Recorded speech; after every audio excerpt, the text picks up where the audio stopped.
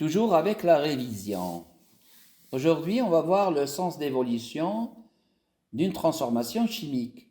On va s'intéresser sur les piles, et surtout les piles de Daniel. Donc, on va voir aussi l'oxydoréduction.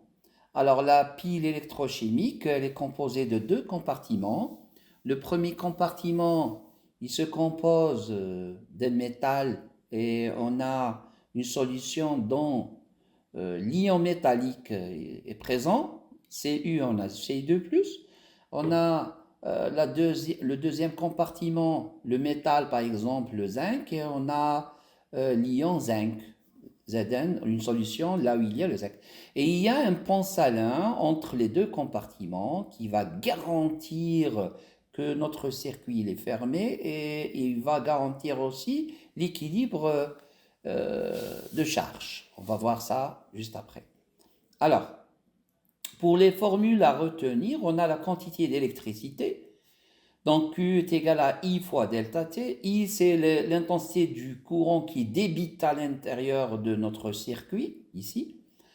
Est égal aussi à la quantité de matière des électrons en mol multiplié par la constante de Faraday.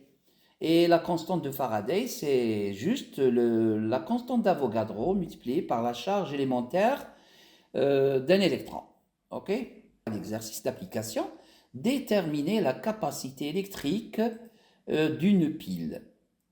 Alors, soit une pile cuivre-argent, formée d'une demi-pile constituée d'un fil d'argent immergé dans une solution de volume V. Volume V est égal à 50 ml de nitrate d'argent. Et de concentration en solidité, c'est 1,0 fois 10 puissance 1,0 mol par litre. Et l'autre demi-pile, elle est constituée d'une lame de 15 grammes immergée dans une solution de cuivre. Donc c'est du cuivre, une lame de cuivre dont la masse est 15 grammes. Alors l'équation modélisant le fonctionnement de la pile, elle est donnée, l'équation.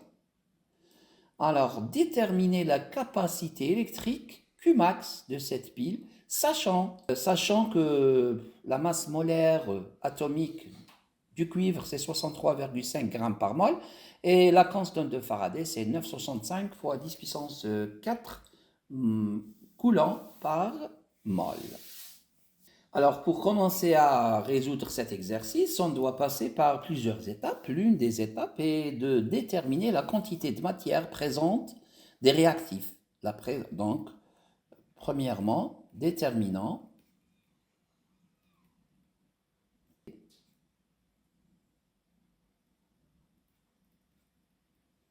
de matière des réactifs.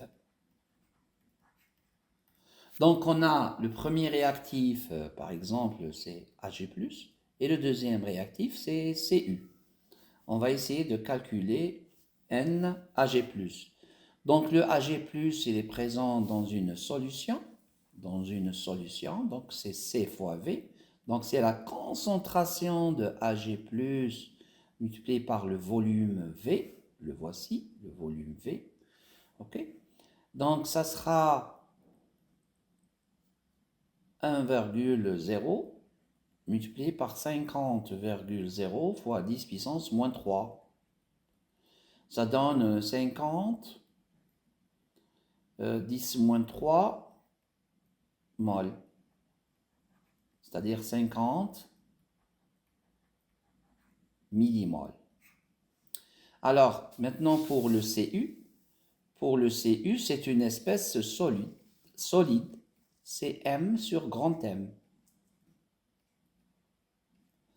La masse, c'est 15 grammes divisé par 63,5.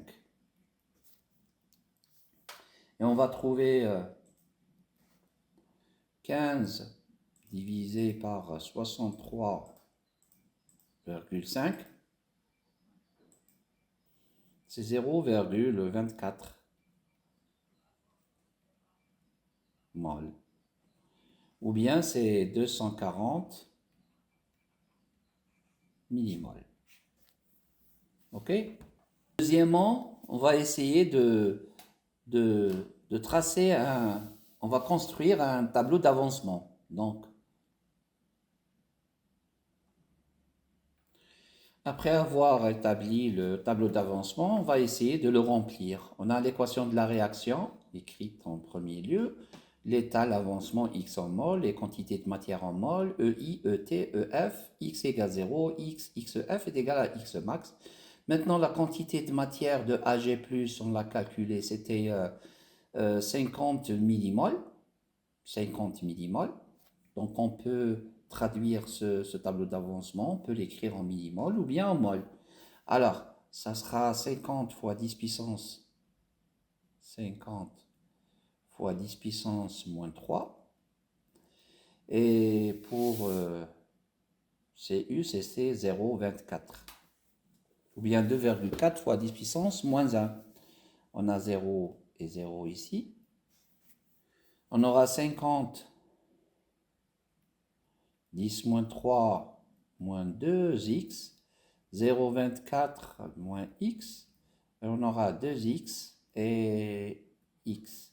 Et après 50 moins 10 moins 3 moins 2x max, 0,24 moins x max, et 2x max, et x max.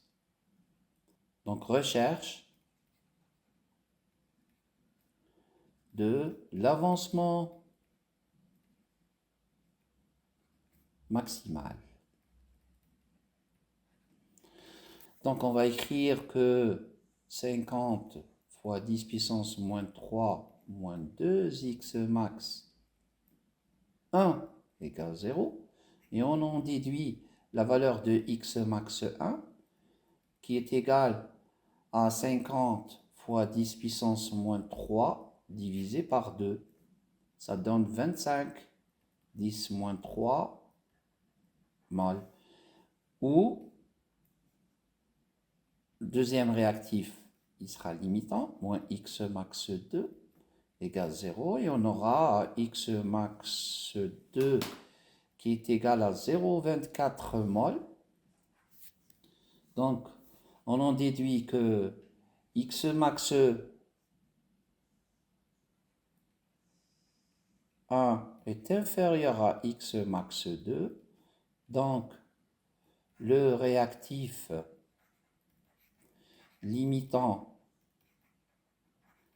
est Ag+, liant Ag+. Donc, x max est égal à 25 et x max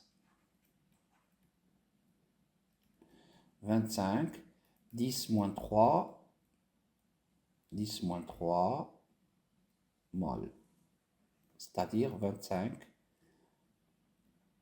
millimoles. Maintenant, troisièmement, on a la quantité d'électricité, c'est la quantité de matière des électrons multipliée par Na, multiplié par lequel est la quantité de matière des électrons lors de cette transformation. Alors, essayons de voir. Alors, le Ag+, il va se transformer en Ag plus un électron.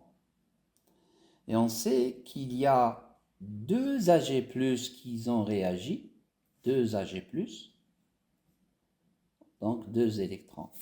Et la quantité de matière de 2 Ag+, c'est 2x max. Alors ici, ça sera 2x max.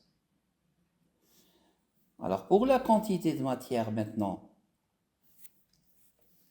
des électrons, c'est 2x max multiplié par F.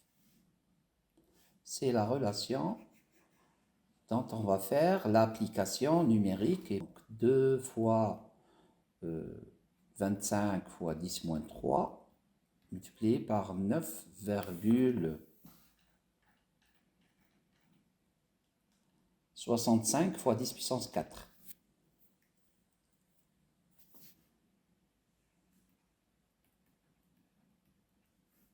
Égal à 4925 coulombs. 4825 coulomb par 10 puissance 3 coulomb. En ampère-heure. En ampère-heure. C'est-à-dire Q max est égal à 4,8 fois 10 puissance 3 divisé par 1 heure, c'est 3600 secondes, c'est 3,600 fois 10 puissance 3. On va faire l'application numérique, ça va donner 4,8 divisé par 3,6 est égal à 1,3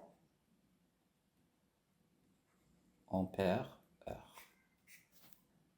Alors merci d'avoir suivi cette séance et à très bientôt.